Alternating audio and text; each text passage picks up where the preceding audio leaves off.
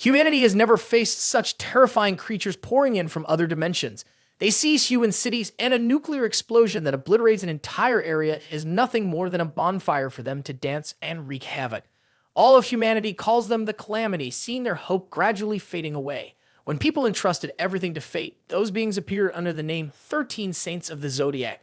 Initially, 12 were bestowed with power from the gods to confront the monstrous calamity, but one day, a 13th awakened being appeared, not blessed by any god. He suddenly emerged, overwhelming, along with the 12 saints, moving towards the demon tower to destroy the red-eyed devil, the leader of the relentless plague. However, only 12 came out of the tower, leaving everyone shocked, asking, "Where is the 13th? Humanity mourned his sacrifice, and teammates cried in front of the media, but it was all a facade. He did sacrifice himself to kill a red-eyed devil, but it was actually because being abandoned by that trash he had to run out. At his most desperate moment, he was suddenly stabbed from behind by a teammate, falling straight into the abyss, unable to rise again. The demons opened their wide eyes and stared at him, with his left hand severed and his right hand too exhausted to lift, but he was unwilling to die there. He reached for a knife, biting down hard on it to stifle the cries of pain. He got back up, rejecting death with rage surging in his heart. He fought to find a way back to avenge the scum that had left him alone in the demon tower. Would he be able to escape this place? A day before Li Jian was abandoned by his teammates in the demon tower, he and Hugo Otters had a meeting in a fried chicken restaurant. The food had just been served and was still warm when Hugo Otters stared intently at his friend's face, saying something with a serious expression as if preparing to come out to his family. "Tomorrow, you will die." "What now, Tixu? Do you want me to die?" Li Jian burst out laughing, holding 2 chicken legs. "Ha ha ha! Are you jealous because I'm eating 2 legs at once?" Under the hood, Li Jian's scarred face was clearly visible in the light. One of his eyes was a blank white with patches of hair missing and deep scars showing signs of a battle whose outcome was uncertain. Hugo looked annoyed when he continuously called him Otiksu, even though he had already said his name was Hugo Otters. Li Jian cheerfully continued to eat chicken, clicking his tongue. "Stop overthinking. I'm not easy to kill. The afflicted beasts taken down by the 12 saints combined would even amount to 1/10 of those I've killed. So drop that crazy thought." Despite his worries, Tixu fell silent as he could not argue against such a solid point. The Demon Tower is where the most dangerous calamity beasts reign, posing the greatest threat to humanity's safety. Everything began on the last day of the 20th century when the calamity beasts suddenly appeared from thin air, pushing humanity to the brink of extinction with their overwhelming power. As humanity sank into the darkest horror, the beginning of heaven and earth, 12 entities claiming to be divine emerged. They promised to grant humanity the power to overcome the calamities by selecting 12 awakened ones to inherit their power. 12 is a beautiful number, divisible by 2 and 4. So why did a 13th awakened one appear without anyone bestowing it? For humanity, the number 13 is considered unlucky, and he seemed like the embodiment of Judas, a 13th disciple who betrayed God at the Last Supper. Although not blessed by any deities, this awakened one was incredibly strong, even more powerful than all 12 saints combined. He was strong enough to become a thorn in the side, a cause for concern for the 12 zodiac saints. Guess who that person is? The main character looks like a young man with 2 chicken legs for arms, a face full of scars, doesn't he? There might be some similarities and some differences, but with a blind left eye and a bald head, it's unmistakable. It is the main character, Li Jian. Hugo saw that his friend had defeated all the disaster beasts, making it easy for the group to advance inside, so he happily approached to thank him. Jian sat down on the ground, looking up at his friend and said, "Come on, you should talk less. Instead of saying those meaningless words, why don't you just invite me to eat fried chicken? Isn't that more practical?" Money was not a problem for Hugo, but going along with that country bumpkin was. Only he called Hugo by that name, and no matter how many times he was told, he still refused to change it, which drove Hugo crazy.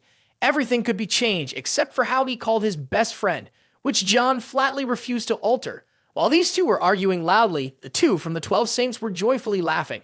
"If we can defeat the red-eyed devil today, we'll be filthy rich."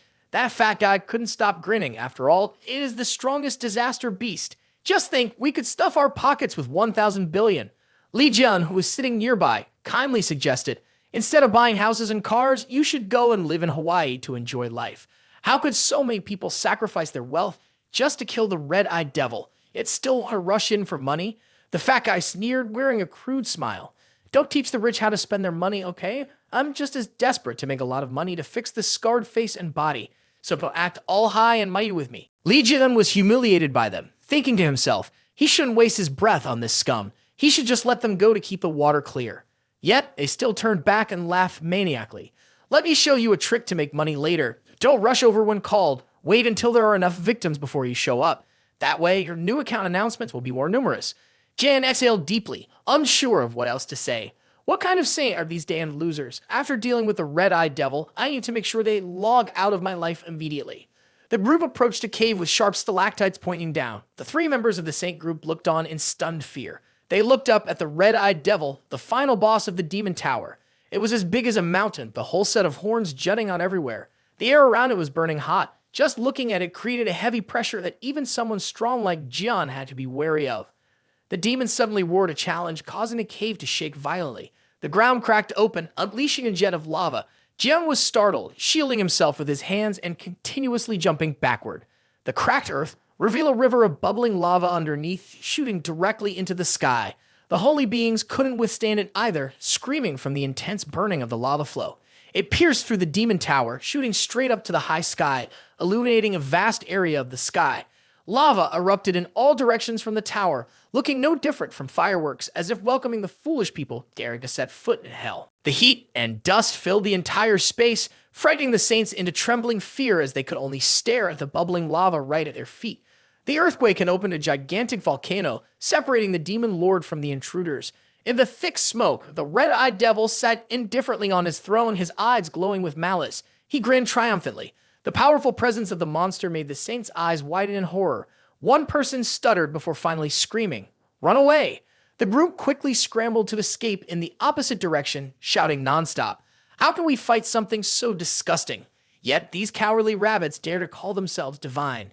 Jin looked down in contempt at the saints who were fleeing like dogs being hunted, only able to let out a long sigh. He tightened his grip on the sword's hilt, thinking to himself, I may be alone, but it's still okay. A tremendous surge of power erupted from his entire being. Even if the sky were to fall today, the one who would defeat the red-eyed devil would surely be Jun. With that thought in mind, he charged forward with incredible force, causing the earth and rocks beneath him to explode. Jian dove straight into the demon lord, determined to fight it to the death. That ends the beginning of the story that the survivors recount. In the later part, Li Jian was stabbed in the back by his own teammates and ended up in the dire situation he faces now. No one knows how long it has been. He can't even remember. He doesn't know how the world outside has changed. Is there a difference in time inside and outside the tower? Just thinking about it gives him a headache. Right now, the only thought in John's mind is to kill all the demons in the cursed tower. This is the special trap that will summon endless waves of calamity beasts. Do those foolish saints think this is enough to kill him? Forget about it. Even though he has lost an arm and is soaked in blood, thinking he was dead, John is determined to survive and leave this place. When that time comes, he swears he will behead each and every one of them. You just wait there. He gritted his teeth as he spoke. Though he has to bite down on the sword until his mouth bleeds, John's eyes remain wide open, waiting for the day he takes revenge on those scum. Time flies by like a dog running down the street. Suddenly, 20 years have passed. A calamity beast collapses on the ground, panicked and screaming. Why? Why can you come all the way here? A deep voice from the person opposite him rings out. You are the last one. The two-horned calamity beast retreats in horror, crying out, Someone come save me. Oh my God. Wake up, you fool. I told you that you were the last one. There's no one left to save you. Being this stupid, you deserve a one-way ticket to hell. The giant lifted its broad foot and stomped down, blood splattering everywhere. The unfortunate creature lay motionless, its body flattened. Is it finally over? The middle-aged man exclaimed tiredly. This scruffy man is Jun, everyone. The demon tower has tortured him so much that I almost didn't recognize him. I thought killing all the demons would allow us to leave peacefully, but no. Suddenly, the cave shook violently, rocks continuously raining down like rain. Could this be the way to escape? A massive rock fell directly onto John's head, as if to answer that question. He collapsed on the ground unconscious, then was buried under the rubble. The author is really torturing the male lead quite a lot. He already has scars and a bald head, and within the first few minutes of the story, he's been tortured like this. Returning to the real world outside, under the clear sky, it was all ruins and devastation. From under the rubble came the screams of a young man. Ah, run. The frantic scream belonged to two young men running like mad. They had thought today would be a safe day to go out shopping, but little did they expect. The thing chasing them wasn't a girl, but those three high-level cursed wolves. A young boy with black hair was both laughing and crying out of sheer fear. Holy shit, should have trusted my instincts. This boy is a lucky-style player who had anticipated encountering an extremely powerful monster today, yet still decided to go out. Behind them, the wolf sprang up and charged straight between the two young men, causing both to be so scared they almost peed their pants, screaming in despair and helplessly slapping the ground. The black-haired boy anxiously exclaimed, "Damn it!" The pack of cursed wolves had surrounded them from all directions. Now they had no choice but to accept death. The black-haired boy gritted his teeth in frustration. If only Appa Jun had survived coming out from the demon tower, these wolves would just be toys.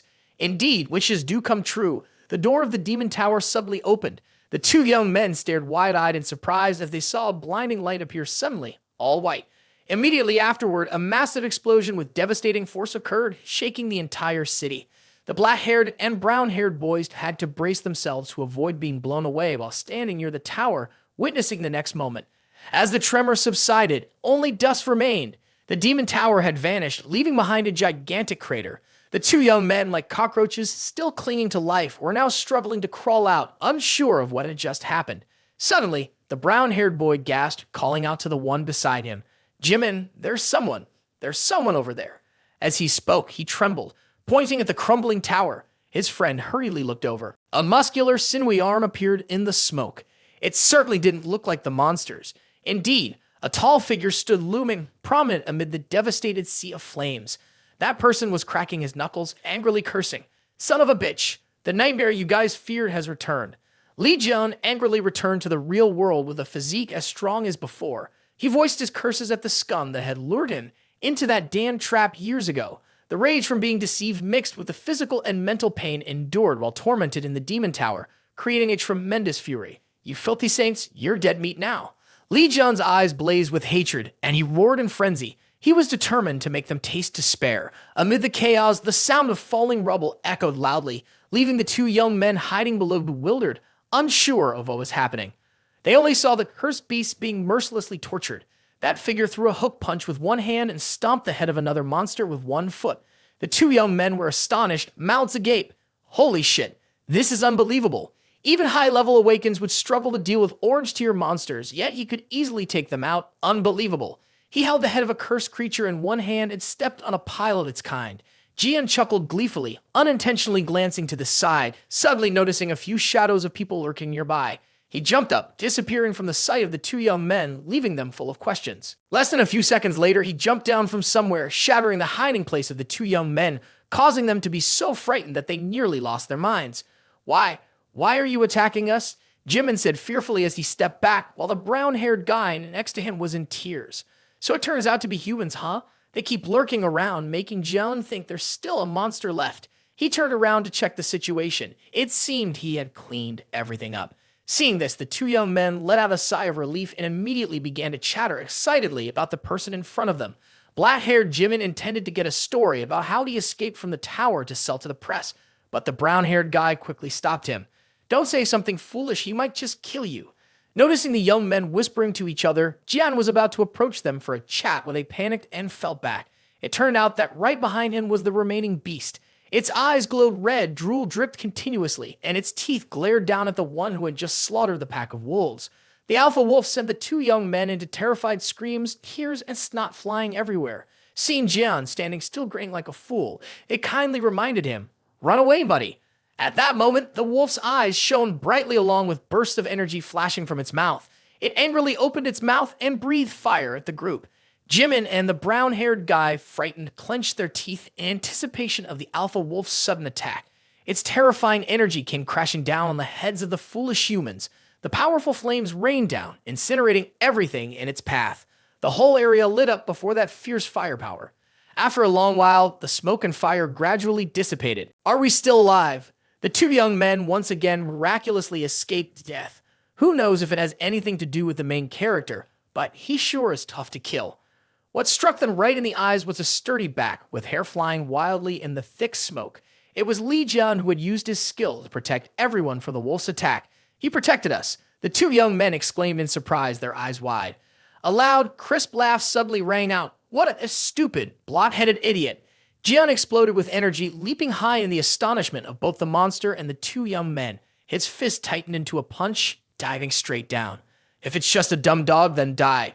Like a rocket being launched, Jian charged toward the beast, delivering a devastating punch to its head. The ground shattered into thousands of pieces from the impact, leaving the two young men stunned, nearly dropping their jaws. Jian landed lightly on the ground, beaming with pride as the leader wolf fell behind him. Its massive body lay sprawled on the ground, somewhat unfortunate for it, as it had targeted the wrong person.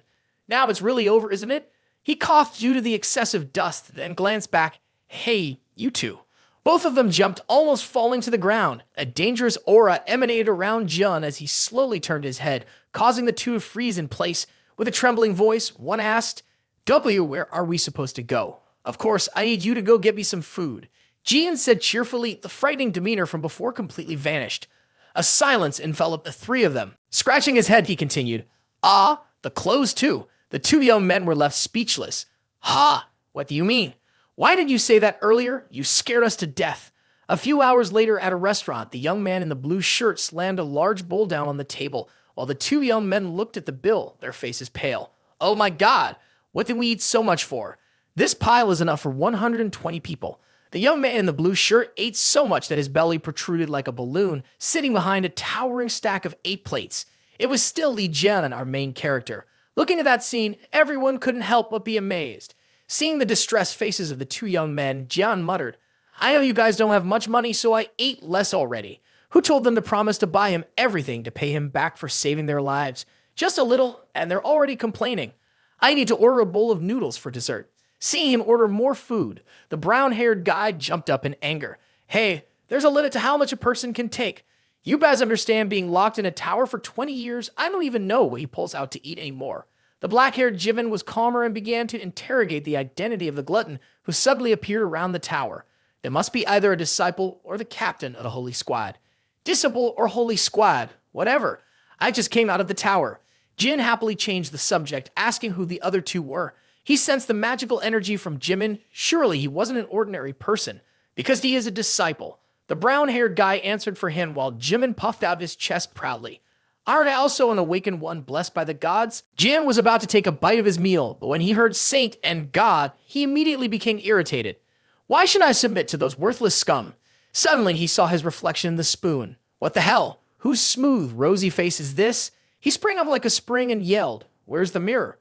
The waitress, frightened, pointed to the other side. Jian quickly took off his shirt, knowing he had become handsome and fit, but taking off his clothes in the restaurant was a bit much. He was stunned to see his shiny face and a body with 16-pack abs without a single scar. The old wounds that were hard to heal had completely vanished. After a moment of touching his body, Jian was sure he had returned to his original form, even looking better. Even the left arm that had been severed was now healed. While examining his new arm, he discovered a faint seal. In just a few seconds, a tiny snake slowly manifested clearly on his arm. As soon as he saw the shape of the snake, his arm hurt so much that he had to grip it tightly to endure. A torrent of power surged within him. Suddenly, a system panel appeared with a message. "You have just experienced death and achieved the impossible. Your previous abilities will be transferred to your new body. All achievements in the tower will turn into experience points, and you will gain the Zodiac skill. You will be able to use the power of the constellation Serpent." Li Jian painfully accepted the power from that energy and slowly closed his eyes. His body sank into the void. When he opened his eyes, he found himself flying through the galaxy. In front of him were the bright red eyes of a serpent spirit that was very close. Its gigantic body twisted and coiled. Then it thrust its head towards Jian. His face showed clear signs of panic, its hands seemingly drawn by an invisible force to touch the serpent's head. The point of contact glowed brilliantly with enchantment, as if the entire universe was blessing him. But just 1 second later, all the images vanished. Li Jian was sitting on the ground with a look of astonishment, drenched in sweat. He still hadn't regained his composure, unclear whether what he experienced was real or a dream. "Hey, buddy, are you okay?" Jimin suddenly appeared in front of him, bringing Li Jian back to consciousness. He waved his hands, asking Jimin if he had seen a snake that large. "I didn't see a snake, but I clearly saw you taking off your clothes and dancing like a madman in front of the mirror," Jimin explained. However, Jian didn't want to hear anymore. Why did nobody see that snake? Seeing him talking in his hand, the two young men were concerned about this person's mental state. He certainly had some issues. In his confusion, a notification appeared. "Congratulations to the master of the constellation Serpent," along with a series of other information. God 13 Li Jian, master of the zodiac sign Serpent, and various fields continued to emerge. Among them, the skill of super regeneration caught his attention the most. This skill allowed any injuries on his body to heal, but he would have a 50% reduction in his resilience for the next 32 hours. Now he understands that this new body is a result of that skill, but why had he never heard the saints mention this before? Moreover, he couldn't sense the presence of any gods. Never mind, there's no need to worry about that. As long as his body is restored, he doesn't care about anything else. The only thing he wants to do right now is to eliminate the bastards who stabbed him in the back along with those hypocritical saints who left him behind in the demon tower. Just thinking about torturing those scumbags filled John with extraordinary excitement, radiating an intense aura that made the two young men tremble. At the sight of the collapsed demon tower, police have cordoned off the area and an investigative team has been sent to find out what caused the disappearance of this inviolable place. The inspectors believe this will only add chaos to the world. It might have been caused by Lee Jun's fan group or possibly the gangsters who hate him. Gangsters? The inspector looked skeptical. Just look at these pesky wolves. Even high-ranking saints have difficulty dealing with them, not to mention those nobodies. This indicates that the one responsible for all this is extremely powerful. The fat man felt a bit scared after hearing this. Could it be that Lee Jun has really returned? God knows, my friend, the inspector sighed. Just wait a little longer and everything will become clear. In the Green Zone City, where towering buildings stand tall, the cameras are operating at full capacity. Journalists are frantically asking questions about the incident of the collapsed demon tower, continuously wondering, has the 13th saint Li Jian really returned?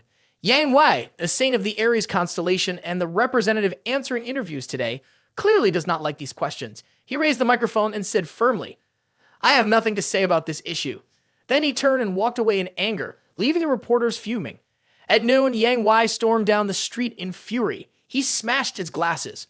Damn, what is it about Li Jian that those hawks are so interested in? It turned out he was frustrated because all the attention was on him.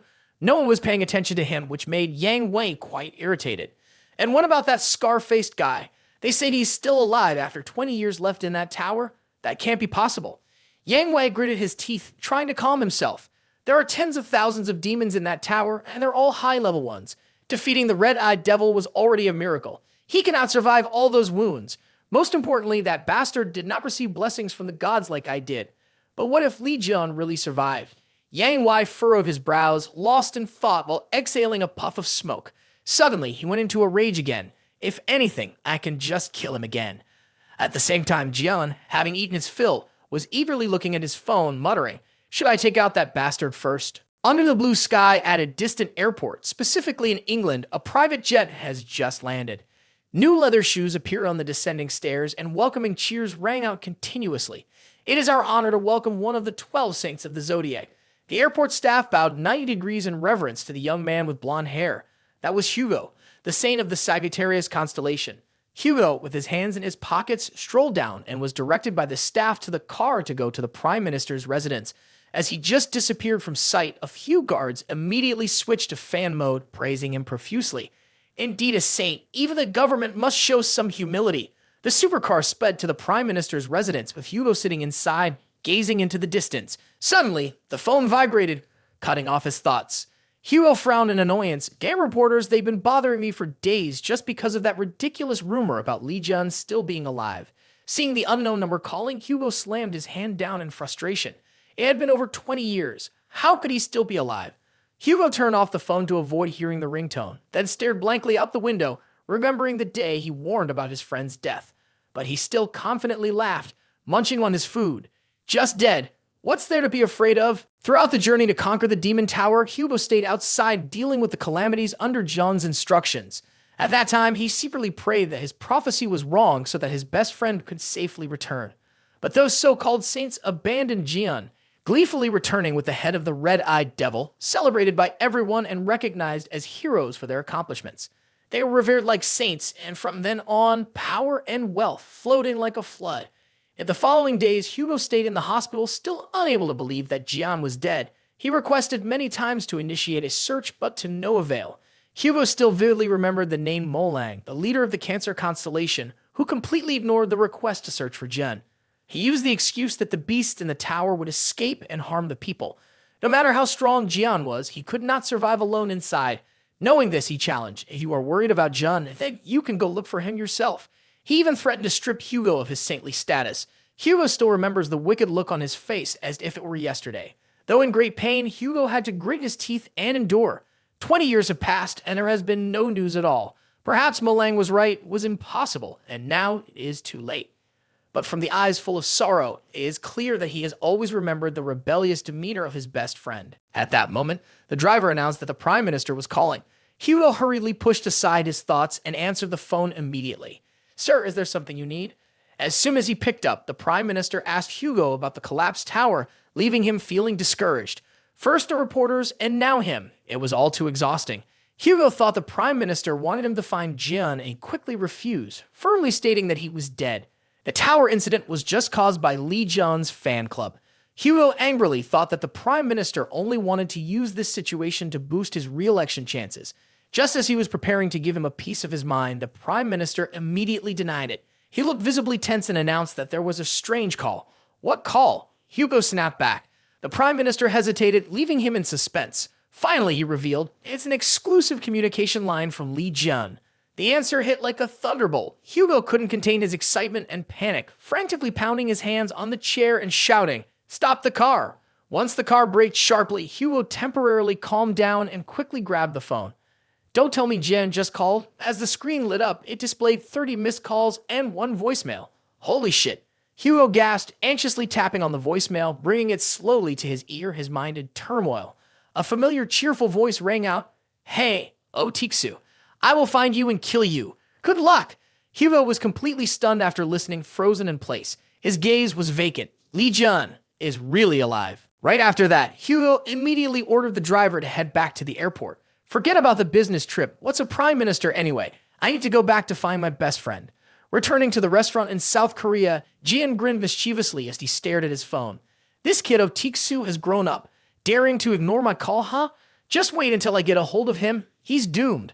Jian looked at the smartphone with delight, almost drooling with excitement. Having been locked away in the tower since 2005, it was now 2025, and the world had changed so much. I still haven't adapted. Jimin cheerfully explained to the primitive man before him. You can connect to the internet to check the news. Really?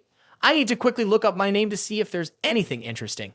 Jimin kindly showed him how to check the trending articles. A slew of information related to Li Jian was prominently occupying the top spots, making both Jian and Jimin wide-eyed in amazement. The joy didn't last long as a barrage of negative comments hit him right in the face. They dared to call him useless and said that the 12 saints had to carry a weight like him. Do I look like I'm hot-headed? Jian was boiling with anger, gripping his phone tightly, causing Jimin to panic. Be gentle. That's my phone. I'm the one who will take down the red-eyed devil, those brainless idiots.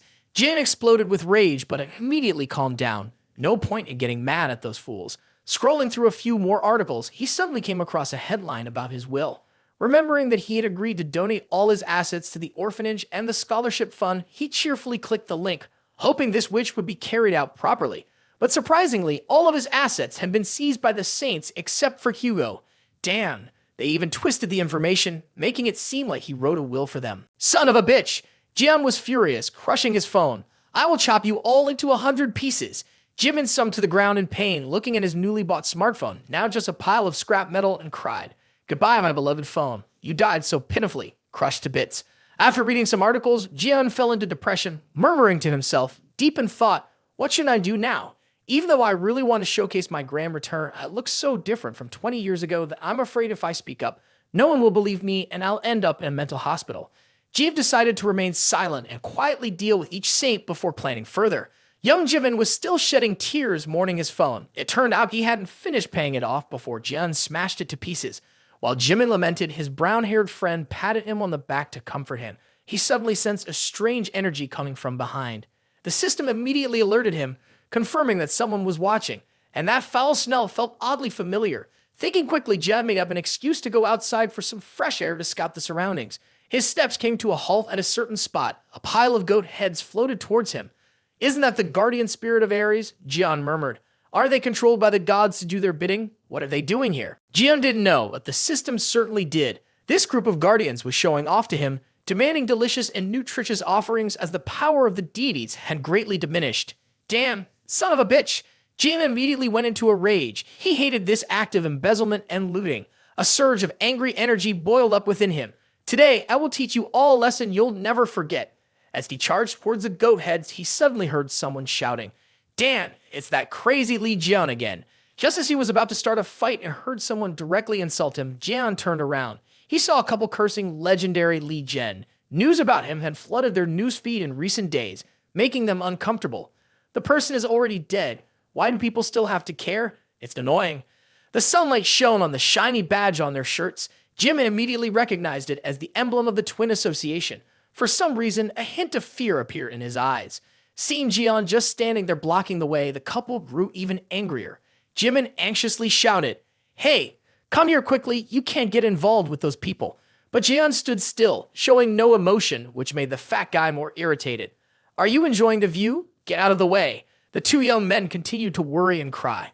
"It's over, we're definitely done for this time. No one can save us." Jian showed no reaction as the fat guy took a puff from his cigarette and charged straight at him. "Hey, Death." The guy didn't realize he had just activated Jian's inner destruction mode. He even headbutted provocatively. "If you're mad, come at me." The girl quickly intervened, not because she was afraid he would start a fight, but because she was worried this messy-haired youth might wet his pants. After that, they brushed themselves off and left, not forgetting to leave behind a remark, "You trash." They continued to mumble that Jian belonged to the loser club supporting Li Jian. Even though they had walked away, their taunts pierced straight into Jian's thoughts. Jimin saw Jian suppressing his anger and quickly ran over to remind him. "Those two belong to the Gemini group. If you cause trouble with them, it'll be tough." Before he could finish his sentence, Jian roared angrily, "Hey, you filthy bugs." Jimin's eyes filled with tears as he thought to himself, "This time he's definitely done for. Oh my god." Not believing that the loser would dare to shoot back at them, the two turned around angrily and demanded, "Who are you talking about?" Jian erupted with rage as he shouted, "I'm talking about you. It's great that there are two of you." The fat guy hurriedly stomped over, leaning his face close to John's and growling, "If you're tough, say it again. I want to hear it." At this point, if the guy was still challenging Jian, it was a huge mistake. He leisurely raised his hand and flicked it lightly. The fat guy was sent flying 10 meters away, just like a garbage bag tossed aside. His large, heavy body slammed down to the ground, smashing the area into a pile of rubble, causing the short-haired girl to scream in fear. The two remaining cowards were also left dumbfounded. Jian was laughing gleefully at the impressive fall of the fat guy, paying no attention to the hateful gaze of his girlfriend directed at him. Moments later, he suddenly laughed heartily. "Do you think I don't know you're behind me?" The short-haired girl, taking advantage of his distraction, tried to sneak up on him with a surprise attack, but was unexpectedly caught easily. Another snap of his fingers was unleashed, and she was sent flying, just like her boyfriend had been. A rebellious couple crushed flat. Watching her fall to the ground, he coldly remarked, already weak and still seeking attention. The group of Jimin trembled and asked, "How dare he use his powers in public like that? Isn't he afraid the police will come and take him away? These people are really amusing. How could my power be that weak? If I truly unleashed my skills, that couple would have been on a trip to hell long ago. Oh my god, he tortures an A-class thug with just a snap of his fingers." Today, these two young men have been going from one surprise to another, their mouths constantly agape. Ignoring the exaggerated reactions of those fools, Jamin's gaze was drawn to something else. He squatted down next to the fat guy, lifted up his pendant, and snatched it away. Isn't this a holy relic? Since the fight started, he had been paying attention. How could such a dumb thug possess such a valuable item? He remembered that only 13 saints were allowed to carry this before.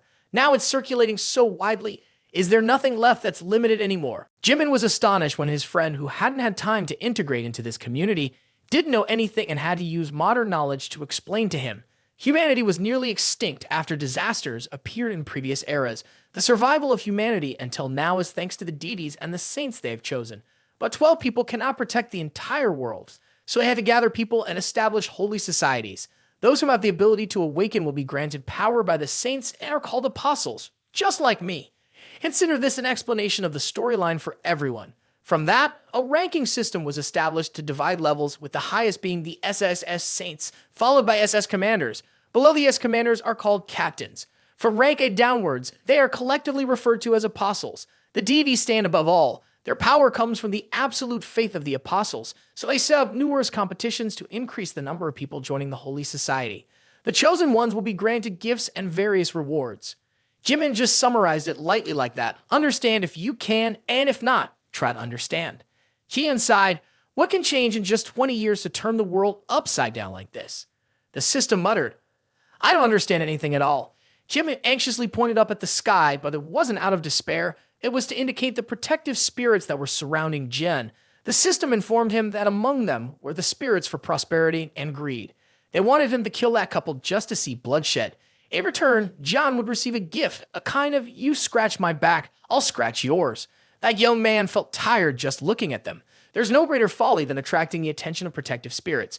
Once they had spoken and he didn't comply, it was no different from refusing the words of the deities. Facing their wrath was a certainty. Jian was about to advise his older brother to follow their suggestions when he let out a hearty laugh. Looking up, he could not feel happy at all, but instead saw eyes filled with irritation and annoyance. Earlier, he had wondered how Yang Wei's hunting dogs ended up here, but now he understood. Everyone on the Aries side was eager to fill their stomachs with delicious food. Lifting the pair of slippers that he had surely stolen from the restroom, Jian muttered a few words that were evidently curses. He stomped hard on the sidewalk, creating a shockwave that spiraled outwards, blowing away all the guardian spirits above. These guys probably just had a big mouth. They couldn't withstand even a moment against this bright and powerful light. With one kick, Jian blew away all the guardian spirits in the city, restoring the sky to its normal clear blue. Jimin opened his eyes in confusion and saw Jian's familiar trademark smile.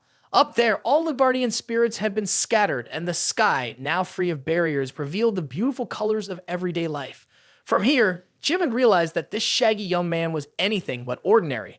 Suddenly, he called out both the surname and the name Han Jimin, then pointed at the chubby guy frothing at the mouth and asked again, "If you just say this was the twin apostle?" Suddenly, Jimin heard Jian asking a nonsensical question. "Do they have a lot of money?" Just as Jimin was about to ask back, he saw Jian breaking into a villainous smile. "Look at the pile of clothes this person is wearing, all designer stuff. It's their time now." Jian crouched down, tugging at the cardigan in front of him, humming cheerfully. No need to spend money on clothes anymore. 20 years in the Demon Tower, living no differently from a fluffy monkey in a deserted zoo. Now that he had just gotten a haircut, Jimin gave him a compliment. "You look really handsome." This made Jian genuinely embarrassed. In the past, even though he was the 13th saint, his power often backfired. Every gust of wind blowing through was like sweeping through a field of dandelions, making his hair fly all over the place, looking no different from the neighbor uncle with spots of sparse hair. Now with the stylish haircut, how could Jian not feel delighted? Suddenly, a buzzing sound nearby caught Jian's attention. He looked over, annoyed, and discovered it was a hybrid bug resembling a fly or mosquito. Without a mosquito net around, he decided to use his hand. Jian hated such insects, so he raised his strong hand and crushed the fly that let the remains drop before Jimin's admiring eyes. Just as he killed one, several others began buzzing around. Jimin's hearing, sharper than a dog's, became increasingly irritated. Seeing this, Jimin curiously asked, "Do you know why the flies are attracted here? Could it be that you acknowledge yourself as..." Jian immediately dismissed Jimin's ridiculous hypothesis. He looked around for what was attracting the swarm of insects. His gaze landed on some colorful, cluttered items on the shelf. He said, "The reason lies in those items. That statue of the goddess." Jian claimed it was a malevolent artifact attracting calamity. Jimin tearfully protested, "I didn't take that from the restroom. I received it directly from the White Birch Saint." His face was extremely proud as he introduced the blessed item from the saint. A gust of wind swept through, causing 2 parts of the statue to fly straight into the trash immediately. Jimin acted as if he had just touched something dirty, ignoring Jimin's aching heart. The item that he had lifted delicately, akin to handling an egg or a flower, now lay in John's hands with a cold expression. He said, "This mask is to monitor the one who buys it, kid." With that, Jian began to rummage through everything from the music box to the clock. He said, "This clock attracts monstrous disasters here." The more filthy items he found in the house, the more Jian realized that those bastards not only stole his money, but also sold malevolent artifacts to unsuspecting people, aiming to exploit their wealth. Just thinking about it made the veins in his forehead throb, making Jimin hesitate to approach and stop him. From outside the house, Jian's voice thundered, "Throw everything away for me." Suddenly, the door opened, the noise causing Jian, who was about to crush the malevolent artifact clock, to pause for about 2 seconds. He glanced at the red-haired young man who had just entered the house, his face full of relief. Jian gestured with his hand and asked, "Who the hell are you to come in here?" Jimin tried to put on a conciliatory expression. His brother Sung Jae back? But Sung Jae did not hear that. He only caught Jian's insolent question. He touched his face and retorted, "Are you asking me who I am? I am the owner of this house."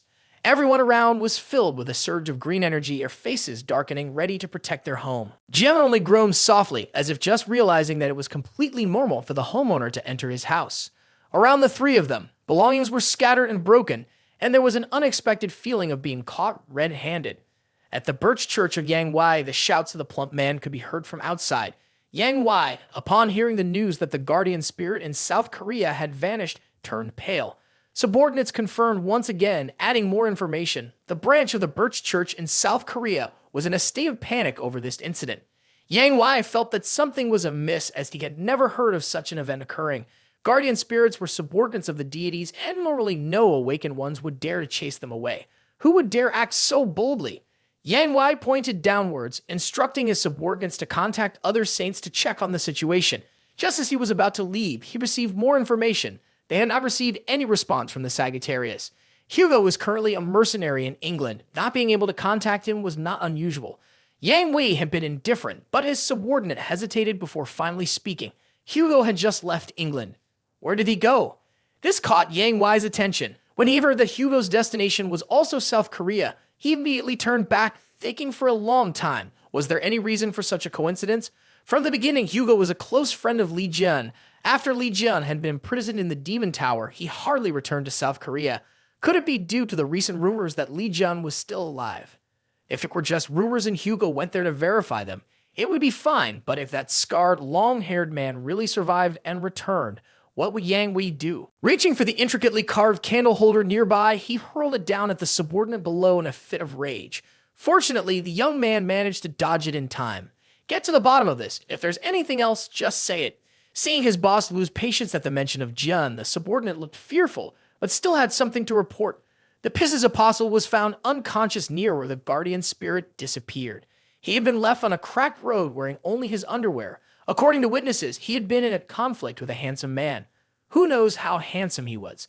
Thus, Yang Wei's gaze was fixed on the broken candle holder on the ground, automatically dismissing can't be Li Jun because he's the one with the scarred face, a squinting eye, and a large bald patch. Yet all this seemed too coincidental, adding to the rumors of Li Jun's return, and Yang Wei's failed conquest of the Spider Queen could jeopardize his political standing. Not allowing that to happen, Yang Wei demanded a private jet to pick him up immediately. His subordinate looked up, somewhat confused. Is the saint going there in person? Exactly, I can't trust those idiots to handle it. I need to go to Korea myself to see what's going on. He tossed his coat over his shoulder, clutched a cigar to look like a busy person, and led a few followers with him to witness the situation in South Korea firsthand. That night, in the Back Dome affiliated hospital, the sounds of machines connected to an unconscious person on the bed echoed steadily along with the sound of mechanical breathing. The elderly man shouted in anger, "Who did this to my grandson? They beat him so badly that he's lying here, stripped of all his clothes, and hasn't woken up yet. We have no idea who the perpetrator is." He pointed at a man in a white suit leaning against the wall, demanding an answer. The standard response from the Back Dome apostle came from Min Sung-hoon's mouth. "Don't worry, the Back Dome Holy Council sent me here to take care of this." Sung Jae thought he had just heard the funniest thing in the world, but he couldn't even smile. He grimaced and asked, "Did you meet this guy in the Demon Tower?" Then this person single-handedly dealt with the whole bizarre mess, and he even defeated an A-level apostle. Jimin knew that what he was saying sounded like the effect of drugs, but he didn't know what else to do except nod repeatedly to increase his credibility. But even believing that story, Sung Jae was furious because this person entered someone else's house and broke their stuff for the utterly ridiculous reason that everything in the house was just malevolent artifacts, all fake. Which guild are you in to dare say such a thing? But did Jun look like he needed to join a guild? He wore a sly smile that made Sung Jae want to be speechless. Despite that, he still tried to ask further. Which deity do you follow? Those guys should be following me instead. Jian wasn't focusing on the main point. Just hearing about those 12 idiots made the veins pop on his head. No matter what was asked, Jian replied foolishly, as if he just descended from the sky. Sung Jae lost his patience and asked the final question. What's your name? If he answered stupidly, he would surely get punched. Jian calmly stated his name. Li Jun. He said his name as if it were completely normal. But Sung Jae erupted with a flame of fury. Burning with anger at his response, he unleashed all his power and shouted, "How dare you impersonate my Li Jun?" Jimin was scared to death and quickly reminded, "Grandpa, this is a rented house, don't go crazy." But Sung Jae was in a fit of rage, not caring at all. he continued to unleash the full power of the A-class Birch Apostle, causing the system interface to immediately flash a warning for Jian. It looked cool, but at this rate, he would burn the house down. Jian kindly reminded him and activated his Divine Eye skill, seeing that Sung Jae's power was at level A with the title of Punisher. What caught his attention the most was Sung Jae's eyes blazing with the green flames of the S-class Fire Mage skill, along with the A-class Eternal Ice seal. More thoughtfully, Jian could even read his personality. This person was stubborn with his idol and a genius in studying. He smirked. This young man can use high-level summoning magic because he is a studied genius. How interesting. While still using his skill, the two eyes on the statue behind were about to blast the apartment to pieces when Jimin yelled loudly, "Brother, run quickly. Sung Jae is an A-class Birch Apostle. Touching the idol, Lee Jun is infringing on his honor." Sung Jae tilted his head, warning Jimin, "Get out of here now. If not, we'll all die. It doesn't matter who you touch, but speaking ill of the idol won't end well."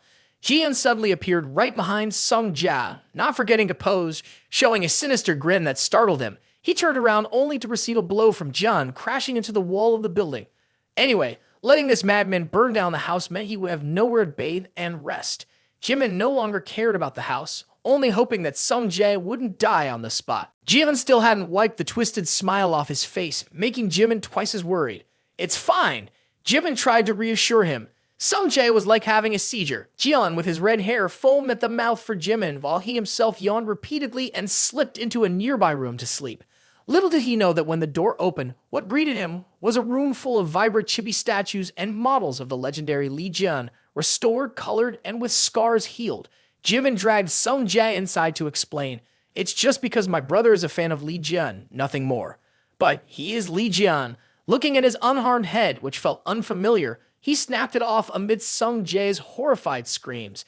Jimin was afraid he would go crazy and lunge at Jian. Jimin quickly pulled Sung Jae outside, leaving him to take down all the statues' heads. Sung Jae's soul that day was profoundly traumatized, nothing left but the echo of screams reverberating through the sky. The evening news in the city couldn't ignore the story about a member of the Birch faction being stripped by a suspicious person on the street. Hugo knew immediately that it was Lee Jun's twisted style. He sighed in a baffled manner. "Just back in Korea, and I already have to hear this. It's giving me a headache." While he was annoyed, someone came to ask what he wanted to drink.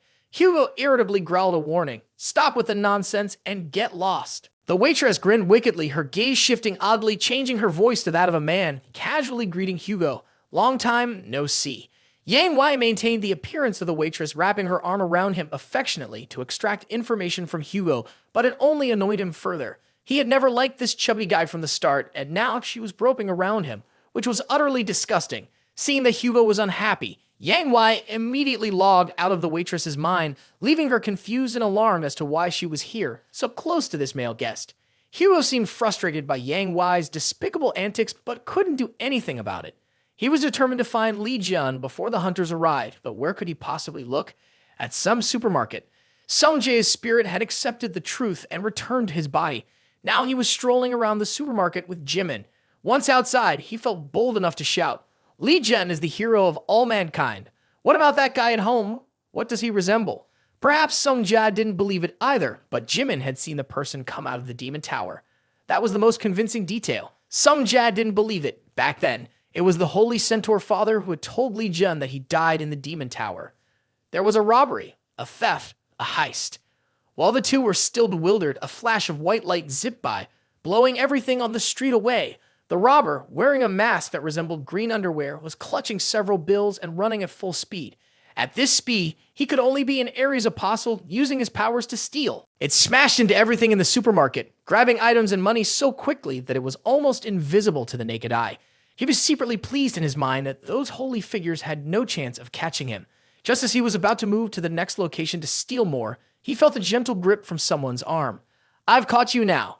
However, this complete capture struck right into the robber's gut, causing him to tremble on the ground in pain. When Jimin realized that the person who had caught him was Jin, a voice suddenly rang out from behind a cash register. "I must say, Jean's method is quite impressive. It's not easy to catch a Zodiac thief, but from what I can see, you are just an ordinary thief. Next time, you shouldn't catch him by hand. It would be better to call the police." Lee Jin looked at the silver-haired guy in front of him, confused about what this fool was talking about. The conversation had barely begun when it was interrupted by a strange noise echoing throughout the entire supermarket.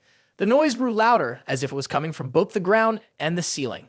Then everything began to shake inexplicably. The Zodiac thief lay flat on the ground, thinking there was an earthquake. The time had come. This was it. Seizing the opportunity, he dashed away with the speed he was proud of, almost being tormented by some garbage.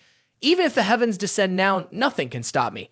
At that moment, something appeared. It broke through the ground right in front of the robber and slithered with its enormous, multi-legged body.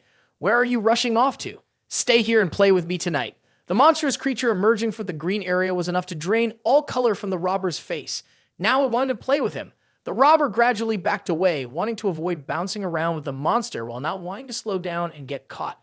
He sprang up high, trying to dodge the centipede, confident in his speed. Unexpectedly, the centipede didn't chase after him, but instead, a mouth larger than a well, filled with fangs, opened right in the path of the robber. The jaw snapped shut decisively, and the spider began a live mukbang right before the eyes of hundreds of people in the supermarket. The Spider Queen loomed above, her body covered in scales, waiting for her underlings to finish their appetizers. She glanced down at the crowd with eyes glowing brightly as if selecting ingredients for the main dish. Warning, this is not a drill. The calamity of the Spider Queen has appeared in the supermarket. All residents are requested to evacuate as quickly as possible. Before the intro was even over, the Spider Queen summoned a pile of insects of all kinds, charging towards the people within sight. For those who watched mukbang without donating, they would pay with their lives, as she would take them all. In an instant, the supermarket was in chaos, with people screaming and running for their lives. To heighten the drama, the announcement system continuously blared. This area has turned red. Damn, it's obvious without saying, why not just play the remix music to complete the scene? While so many people were running for their lives, a middle school boy stood crying in panic at the chaotic supermarket. Ignoring the maw filled with fangs rushing towards him, it ironically followed the script of the main character saving him. Li Jin delivered a punch to the spider's head so hard it almost vomited everything it had eaten, while also reminding the boy to stop crying and stand to the side. Fearing the spider one, he feared the guy who punched the spider tenfold. The man reached out towards him, making the boy so scared that his spirit couldn't catch up to his body, causing him to run away quickly. Intending to play the role of the good guy, he unexpectedly shifted into the role of a country bumpkin in a moment of glory. Jin had to change his target to the monsters to fulfill his hero role. It was puzzling why they appeared in the green zone, but never mind, it was just the right moment for his powerful companion to test his skills. Li Jin eagerly watched the swarm of insects, smiling as he started his workout program during this interval. The sleek black car sped down the highway, given priority access. Inside was Yang Wei, who had just landed in South Korea when he received the alarming news about a monster attacking a supermarket in Bucheon. Sweat dripped from his forehead as he asked again what kind of monster it was. To his surprise, it was the Spider Queen he had just fought not long ago. Holy shit. The last time he had dragged his big belly to eliminate that menace, he had failed. All he could do was seal it away, but it had escaped. Now it was wrecking the supermarket in the safe zone. The more he thought about it, the angrier Yang Wei became. He was also frustrated because he had boasted so much about himself that he had to go and deal with the monster alone. But he couldn't handle it by himself. Currently, the regions on Earth are divided into 6 levels by color. Blue is the residence of the high-ranking individuals like saints or authorities. Green is a safe area for humanity to live. Yellow is still livable but requires stealth. It has reached an alert level. Above that is orange, where danger lurks everywhere with a large number of monsters. Entering the red zone and lingering there means only one thing, becoming prey for high-level beasts. And the black zone, where not even a grain of sand can be found. The Spider Queen appeared in the supermarket of the Bucheon area, officially turning that green zone into red.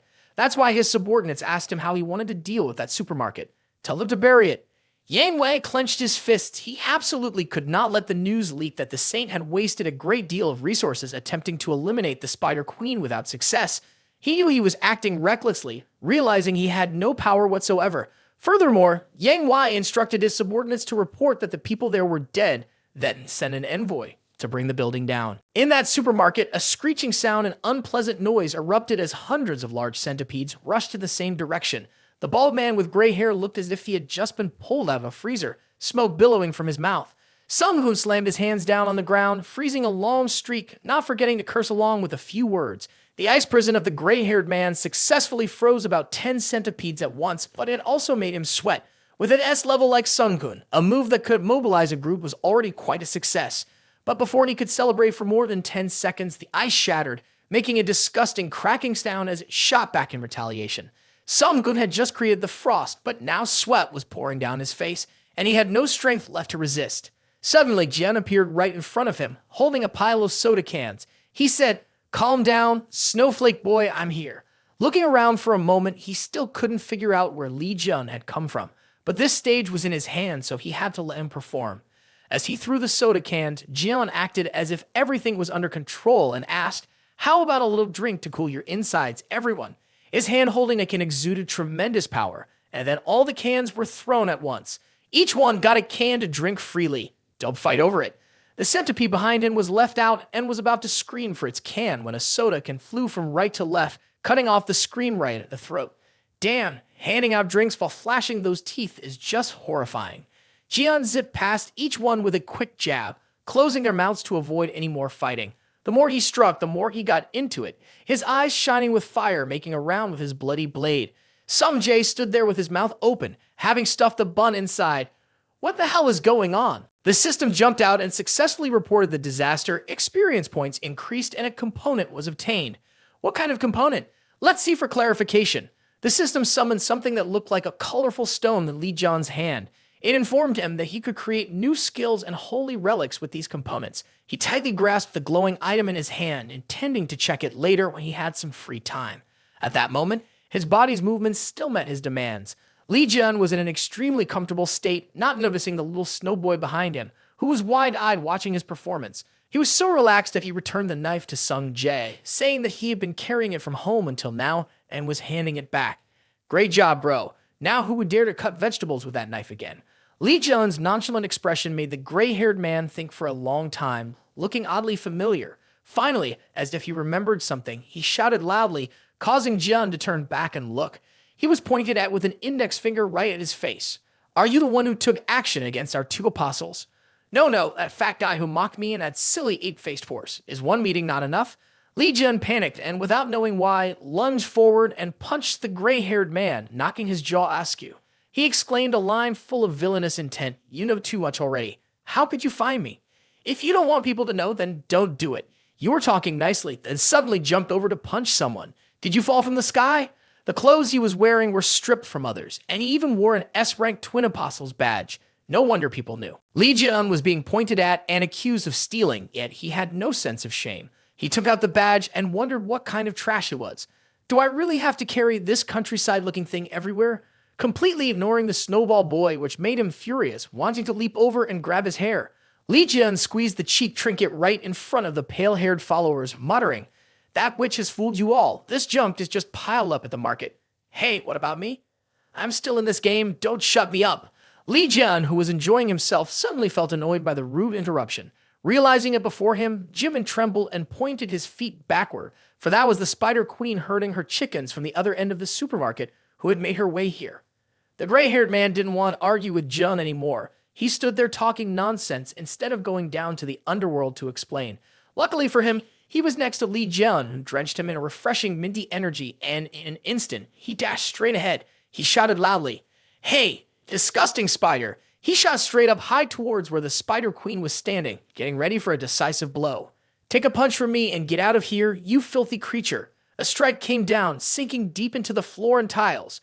The crowd that had been running suddenly stopped, wide-eyed, staring in the direction of the foul-mouthed thing that had just chased them. Jimin and Sung Jia had seen Jian take action several times and were still unaccustomed to it, let alone the snowball boy, whose mind only had 3 words.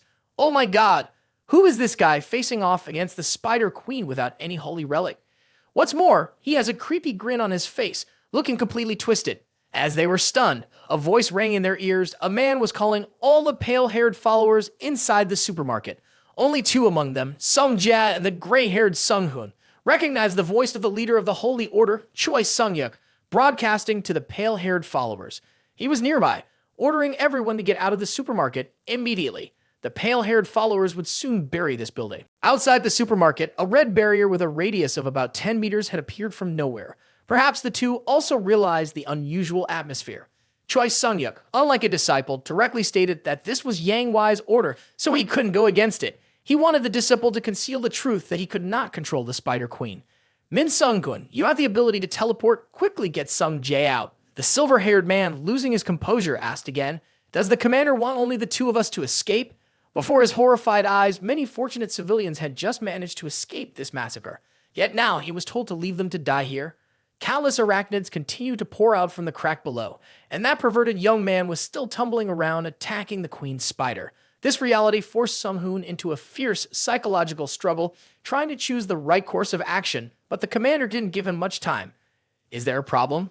Sung-hoon had to choose between surviving alone or dying with a group of people. He quickly made his choice. Of course, he did not defy the superior's orders. Meanwhile, Sung-jae shouted loudly, "Do you even know what the situation is here to make such inhuman remarks? And that guy Sung-hoon, how dare he open his mouth to say that the people here will be buried with it?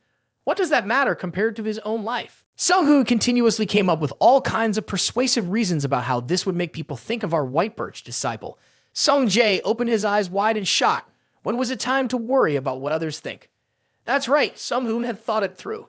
If the news about the Spider Queen got out, the power and faith in the gods would surely diminish, affecting their protection. Ignoring Sung-jae's irritation, Sung-hoon told him to hurry up and come with him. The last teleportation could only take 2 people, but Jimin was still here. How could they tell him to leave? Not to mention there were many others around who needed help. The more they talked, the more impatient Sung-hoon became. What's there to question about being buried with the building? Why keep asking? If it's like this, he won't hesitate to leave Sung-jae here to die with these nameless people. Seeing Sung-hoon's arm covered in ice made it clear he wasn't joking. There were plenty of reasons to follow orders. If Sung-jae was so attached to the people here, killing them to ease his pain was reasonable, right? Sung-hoon's malice drove Sung-jae crazy. He roared, summoning the flames of the god to surround him, only to receive the delighted laughter of Sung-hoon in return. "I'm completely on a different level from you. You better think clearly about this."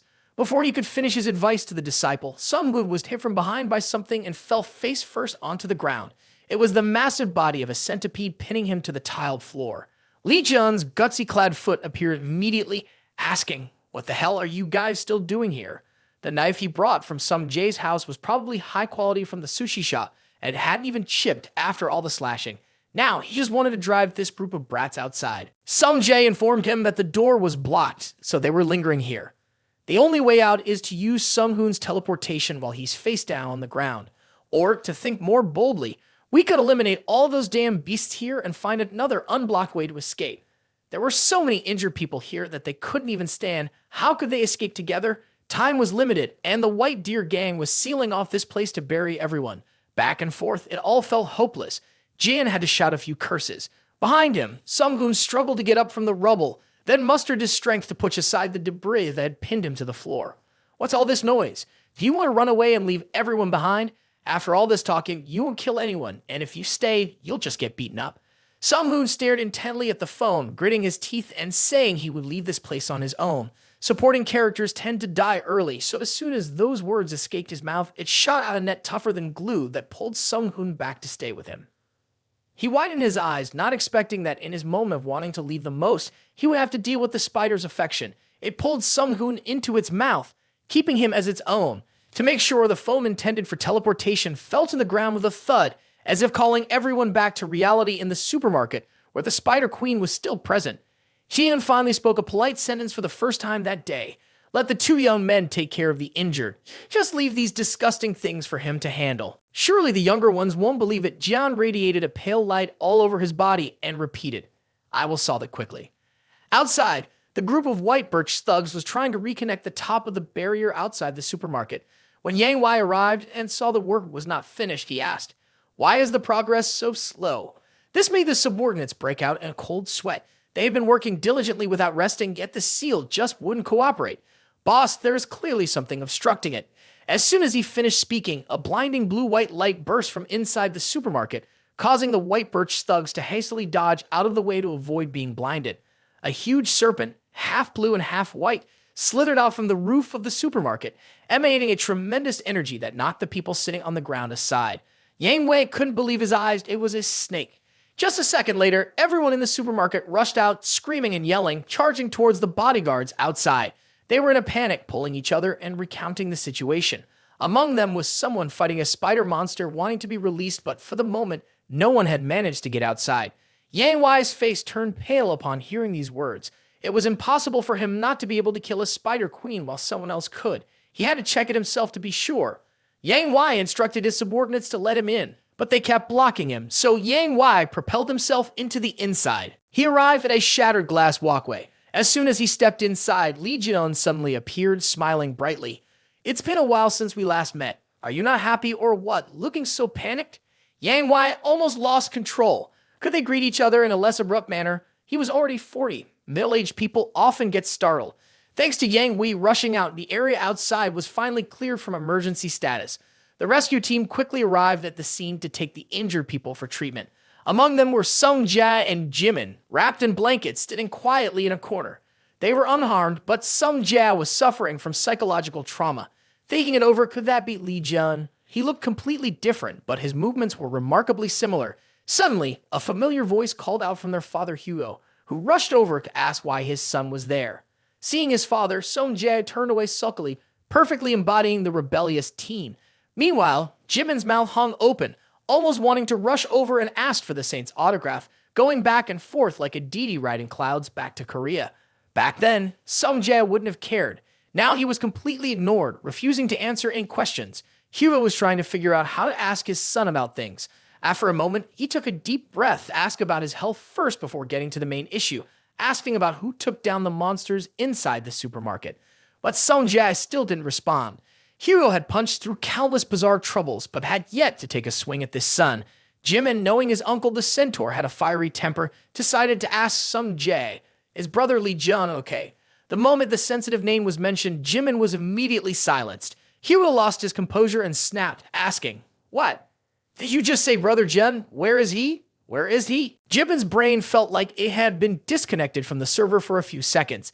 Jian that you mentioned is the guy who just mooches off his meals, not the saint that Uncle Hugo talks about.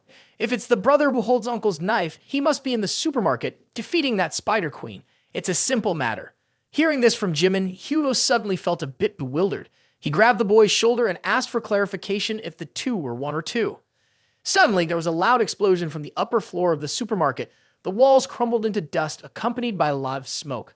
The sound of a man running heavily could be heard. It was Yang Wei, now regretting all the meat he had consumed without going to exercise. No matter how much he ran, in front of him was still Li Jian, still wearing that signature smile. "Twain, we meet for the first time, but why do you seem so dazed, Aries?" At this point, Yang Wei still hadn't figured out who the guy in front of him was. He had asked, "Who are you?" The feeling that the person in front of Yang Wei gave off was extremely similar to Li Jian, but that person was covered in scars and his head was balding without having had a hair transplant. Not to mention the voice was completely different, and most importantly, there was no way Li Jian could look this young. Yang Wei was sure the person in front of him was a fake Li Jian trying to scare him, so he began to curse. Li Jian, unexpectedly being cursed without knowing why, muttered back, "I'm that guy. Why are you calling me a fraud?" Yang Wei kept holding on to the idea that some crazy person was impersonating him. Li Jian gathered his strength to throw a punch, but unexpectedly he lunged forward and hit Yang Wei in the stomach, wanting to push all the fat out, sending the Saint Ares flying down. He even chased after him, hitting him again while in midair. He slammed the overweight body down onto the floor below and then casually landed next to him. Jian still wouldn't stop smiling as he asked, "My dear, have you been eating well lately and forgotten that you need to eat and listen to others, right? Back then, you wanted to lock me in the demon tower. Did you find life blossoming with joy or not?" Every step towards Yang Wei was a reminder. The holy man had drained all of his assets, even tearing apart his will. "But it's okay, my dear. Today I'm here to kill you all, so money doesn't matter." He cracked his knuckles ominously, whispering plans that after defeating Yang Wei, he would go after the families and friends of the holy sect, as well as those worthless people. Everyone would have their share. The image of the entire White Birch Church collapsing under John's threats drove Yang Wei mad. To some extent, he wouldn't let him carry out those plans so easily. Gritting his teeth against the pain, Yang Wei focused on the man in front of him, temporarily realizing he wasn't joking and acting too quickly for him to catch his move.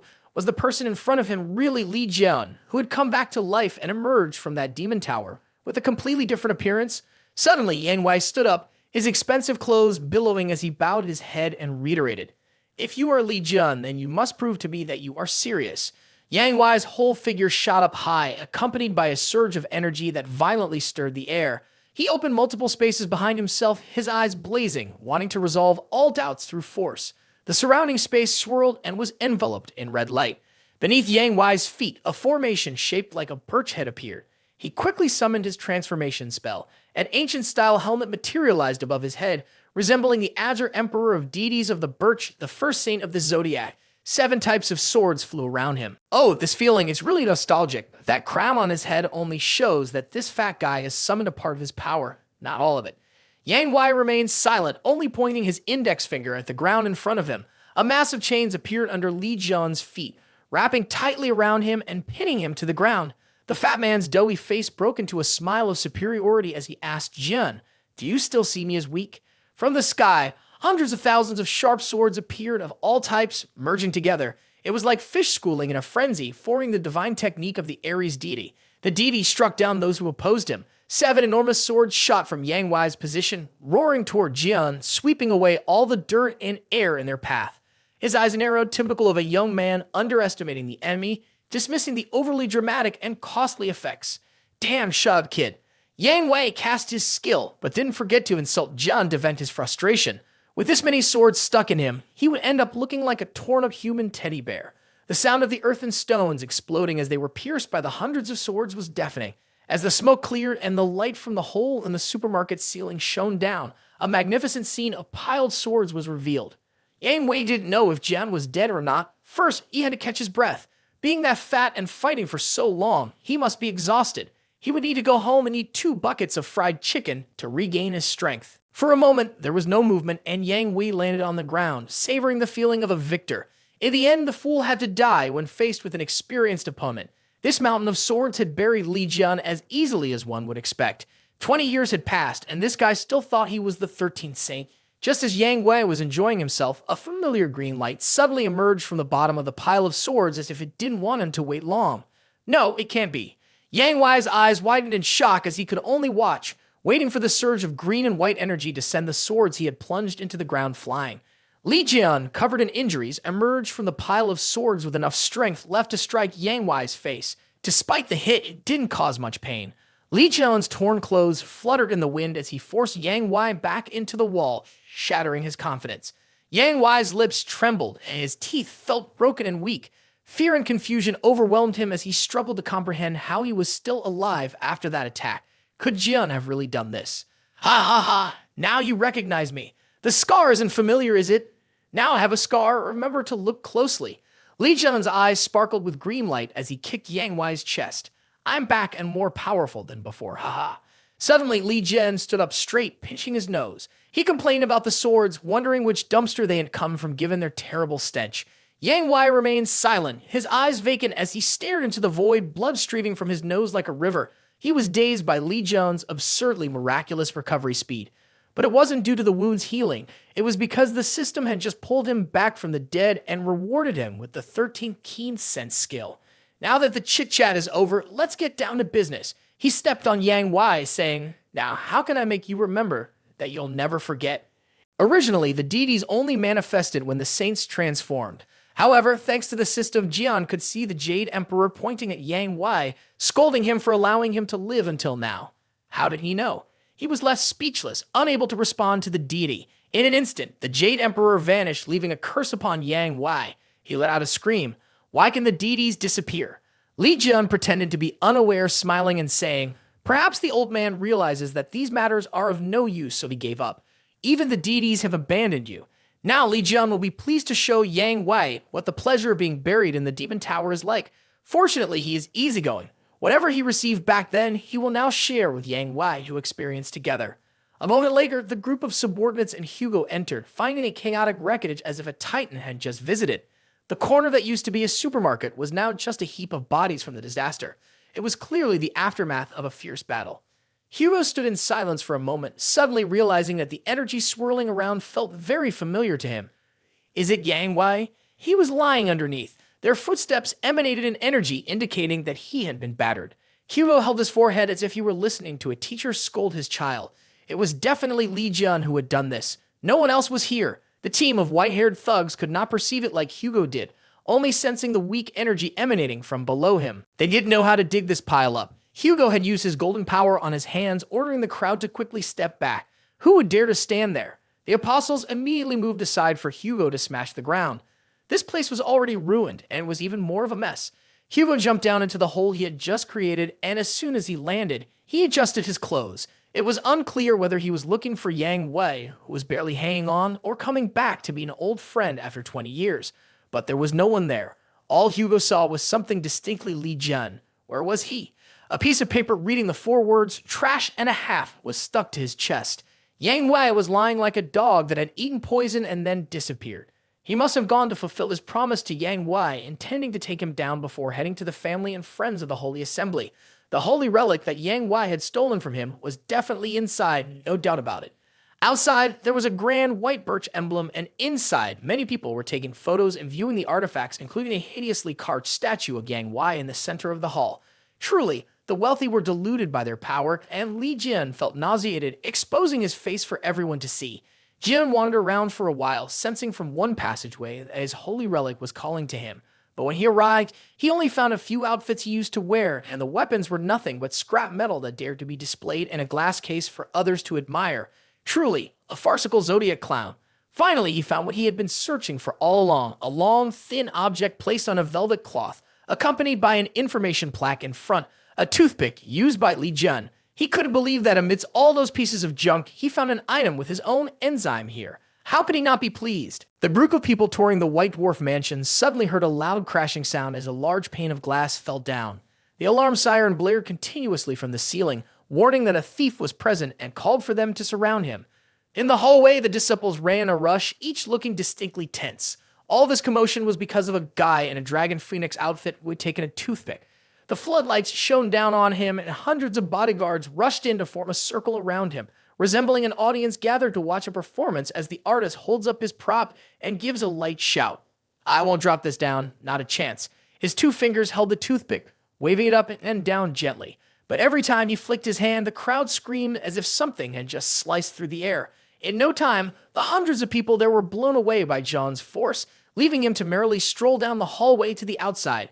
Indeed, one always prefers to use what they are most familiar with. He could not stop, continuing to flick the toothpick back and forth, his delight only causing the screams behind him to become more desperate. The toothpick in his hand had somehow transformed into something half like a bun and half like a peach, smiling joyfully at him. As soon as he discovered his artifact, the system reported it belonged to the production system with shape-shifting characteristics. From here, Jian unlocked the creative workshop skill, a workspace measuring a full meter. From now on, Jian would have the skills to produce, prepare, and disassemble whatever creations he desired. This artifact swelled up, snuggling against his cheek affectionately, like a dog reuniting with its owner after a long time apart. Just as he was about to go outside, Li Jian stopped and his gaze fell on a door with a ram symbol radiating a strong golden light. Suddenly, he felt a mischievous urge. Having come this far without stealing